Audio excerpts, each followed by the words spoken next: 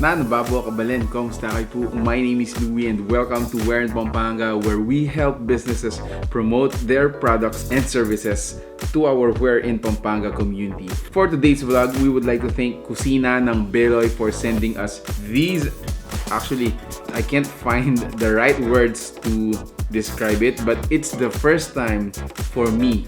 It's the first time for me to hear buding as a food. Alam natin yung buding could probably a name of a funny person. But then again guys, sa araw-araw na nagvo-vlog po kami, we encountered different products, different kind of businesses if I may say, but this one actually is a tradition from Kusina ng Beloy. So it is a passed on generation to generation family recipe and they call it buding.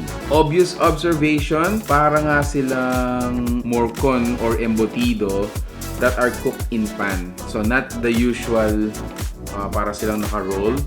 I don't know how they call it, pero di ba ganun yung mga embutido natin. But these are cooked in pan, such as this. So according to our orientation with the owner, there are several ways to eat buding. So para siyang generic food, it's a universal food which you can partner to almost anything. Say for example, a pulutan. So they also sent us, you know, alcohol, soju. But again, since we are, you know, kid friendly, we're just gonna set aside this here. Pwede rin siyang i-partner sa rice as you know, main ulam. I saw from their fan page na pwede rin siyang i-partner sa pandesal, which is, you know, ipalaman mo sa pandesal, add a melt cheese, and then wow, ready for a morning almusal. Or you can also partner it with a nori, which is, you know, becoming popular ngayon na included sa sushi pan. So it's like a sushi buding. They sent us 3 pans. We have the, you know, the original, which is, this is the original recipe. And then they also included another pan, which is the spicy one, which is, I think I'm gonna try. And then the other one is, meron siyang melted cheese on top, which is also this one. We photo shoot it earlier. Again guys, if you're interested to know more about this product, make sure to check out Kusina ng Beloy. So let's start with the original.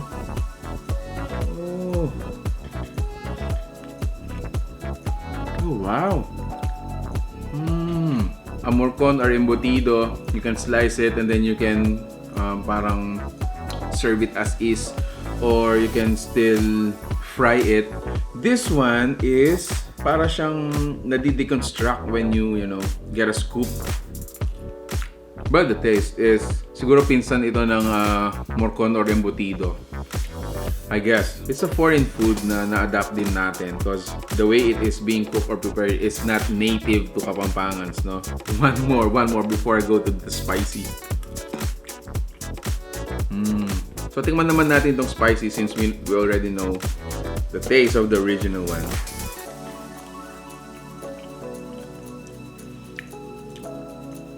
Oh wow, that is really spicy, which I really like it.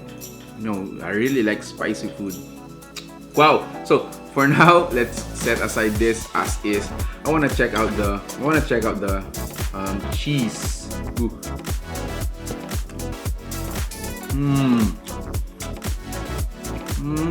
Alright. If you add cheese, it becomes creamier, it becomes a little bit milky to the original taste. So para sa akin, I think I'm gonna go for the spicy. Original plus spicy, I think that is best for me. So we can get rice sa base na ano natin, nori. Let's get a spicy buding. Actually guys, hindi ko nga alam kung tama ba yung pronunciation ko, if buding or buding or may iba pang pronunciation. So since sabi ko nga dun sa earlier vlog natin, this is my first time to hear yung word na buding as a food. Tikman muna natin to.